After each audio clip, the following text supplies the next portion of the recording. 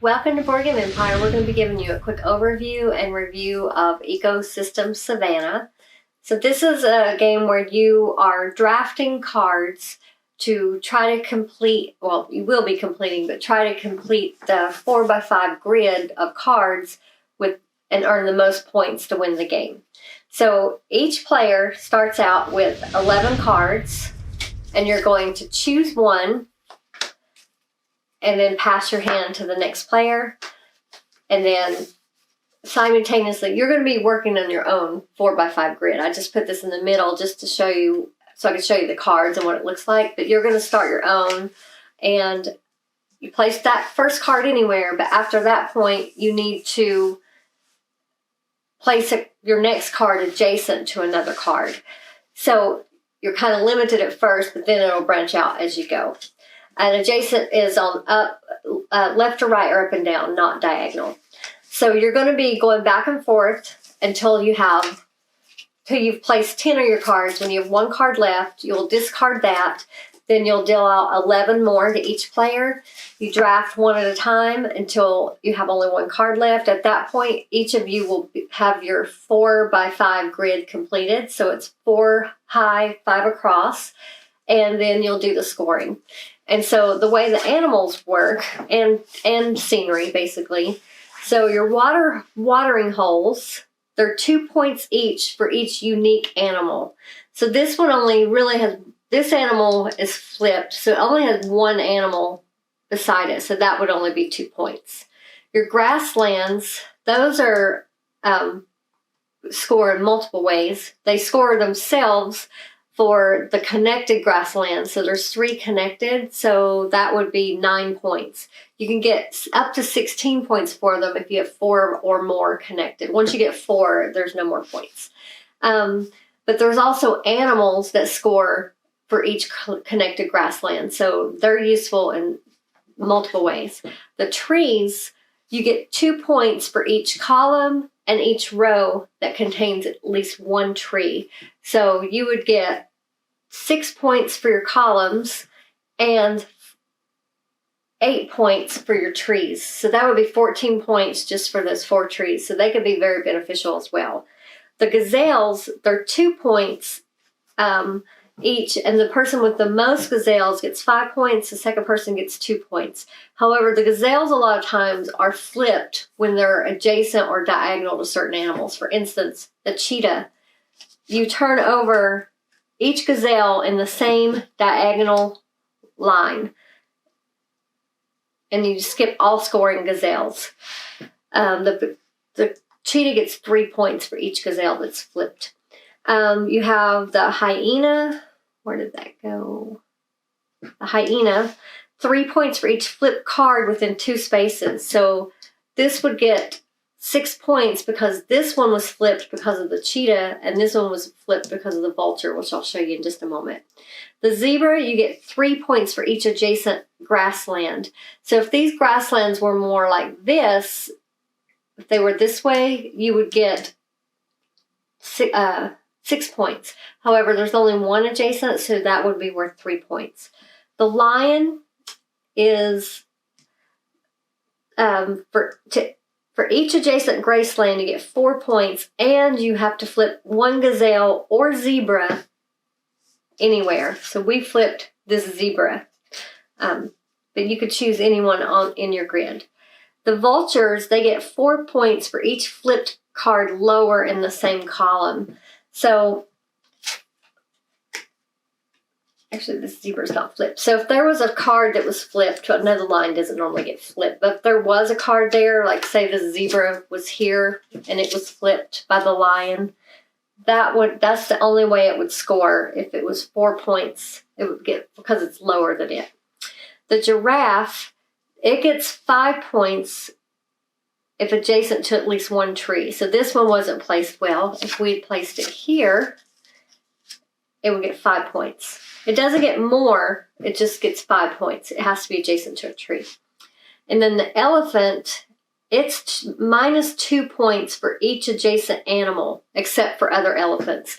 So we almost succeeded on this one, but there's a lion there, so it would have been worth 6 points. It's only worth 4 points for it doesn't like other animals around it besides other elephants. So you could see how it's basically a point salad type game.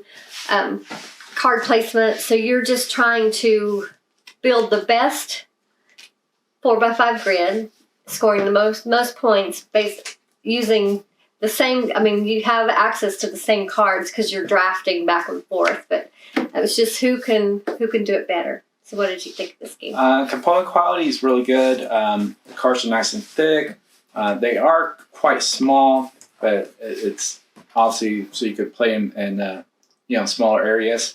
And then the illustrations are done well. The font's easy to read in the guide, and then the scoring pad.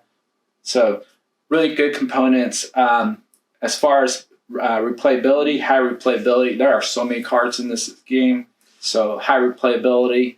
Then there's I think it shows it has 10, 20. So it tells you how many cards are in for each one. Mm-hmm. So, but mechanics, it's a simple mechanic. It's all about placement and everything and how they coincide with one another. So very simple mechanic, but still strategic enough where you have to decide, best place to put it. You have to think a little bit ahead sometimes. So good strategy. Overall total, I'm giving this like a 7.5. I like the point solid type games. I also like the mechanics of this. It's simple, but yet it still gives you enough where you can get a lot of points. And I like what the cards do. Each one, especially the vulture, which I never got to use, and then there's the hyena, which we never encountered it, but it has some good core mechanisms to them. I wish they'd come out with some more animals that pretty much do different things so we can incorporate it into the base game. But for now, 7.5 out of 10. So yeah, this was a very easy to learn game. I will say the hardest part, because there's no text on the cards themselves, it's just pictures. Your first game, you'll spend a lot of time referring to this card and what does this do again? What does this do again? So you need to play this game several times to really be good at it and be able to master really have a great strategy in place. Because your first game, you're going to be struggling figuring out, because you've got, you're starting out with 11 picture cards. And unless you have a great memory, which I do not, and you memorize all those before you start playing, you're gonna be doing just that. Like that slowed down our first game because we were both figuring out, strategy of which of those 11 cards to start should we take, and then after that you're just building onto that. But beyond that point, if it's a game that you own and you play quite a bit, and you play with the same group of people, it's gonna get very strategic, and you're not even going to need this maybe just for a reference. Occasionally for cards that maybe you haven't used that often, but most of them you're going to just know which cards you want to place near each other. So I would give this a 7. It's a great game. It's a fast game. It didn't take that long. I mean, you're just drafting back and forth. That goes, once you know what the cards do, that goes fairly quick. And it would be a great game to travel with. The box is very small, so if you wanted to take some games with you, this might be a good choice. And it says it's for 8+. I don't know. 8 might be a little young for this game. I'm not sure. I think Quentin would have been able to grasp it easily and remember all that. Yeah. But when he was 8, he memorized 200 dinosaurs. That's true. But that's different. That was something he was really into. Now it's birds. Yeah. But so I would suggest this as a great family game that you might want to have on hand. We will put the link in the description if you want to check it out for yourself. Thank you for watching this video. Please give it a like. Feel free to leave any comments or questions. If you're not already subscribed, we hope you will subscribe and click that bell. If you are already subscribed, thank you so much. We appreciate your support. Thank you again for watching, and we look forward to seeing you next time.